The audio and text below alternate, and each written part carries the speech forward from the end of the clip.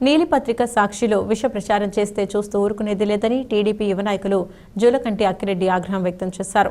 జగన్మోహన్ రెడ్డి విషపత్రిక సాక్షిలో తాను గ్రానైట్ లారీలను తరలిస్తున్నట్లు నిరాధార వార్తలు రాయడం దెయ్యాలు వేదాలు వల్లించినట్లు ఉందని ఆయన ఖండించారు. మాచర్ల నియోజకవర్గానికి సంబంధం లేని ఎక్కడో తీసిన ఫోటోలను మాచర్లలో జరుగుతున్నట్లు చూపిస్తూ తప్పుడు కథనాలు వండి వారిస్తే చూస్తూ ఊరుకునేది లేదని హెచ్చరించారు.